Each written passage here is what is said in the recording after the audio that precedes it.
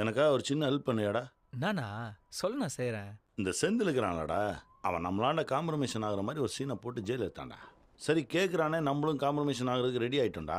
அப்புறம் தான் தெரியுது மொத்தமே செட்டிங்னு. 2 பேரும் என்கவுண்டர் லிஸ்ட்டில் சேர்க்கறதுக்கு வேலை பார்த்து தான் அவன் ஜெயிலில் எடுத்துக்கிறான். இன்வால்மெண்ட் ஆன தெரியாத இருக்கணும் தான் காம்ப்ரமைஷன் ஆகிற மாதிரி சீனா போட்டுக்கிறான். இதுக்கப்புறமா அவனை ரூட் எடுக்காத விட்டோம் நம்மள அவனை ஜெயில் உள்ள வச்சு அடிச்சு விடணும். செந்திலோட பிள்ளைங்க 7வது பிளாக்ல தான் புல்லாகிறானுங்க. புதுசாக ஒரு ஆளை உள்ளே விட மாட்டானு. செந்திலும் கேஸ் எத்துன்னு உள்ளே போய் உட்காந்துட்டானா 7வது பிளாக்கை விட்டு வெளியே வரவே மாட்டான். ஆனால் அவன் பிளாக்கை விட்டு வெளியே வந்தான்னா அவனை அச்சு விடுறதுக்கு நம்ம கருப்புக்குள்ளாக்கெல்லாம் ஃபுல்லாக பொருளை போட்டு வெயிட்டிங்கில் இருக்கிறானு. அன்பு, செந்தில ஜெயில் உள்ள வச்சே போடணுன்னா நம்மளால ஒருத்தன் அவன் பிளாக்குள்ளே இறங்கணும்டா. அவன் நம்மளும் தெரியாதவனாக இருக்கணும். உள்ளே போனால் மட்டும் பத்தாது, செந்தில் அவனை முயற்சியாக நம்பணும். உன்னால் முடியும்.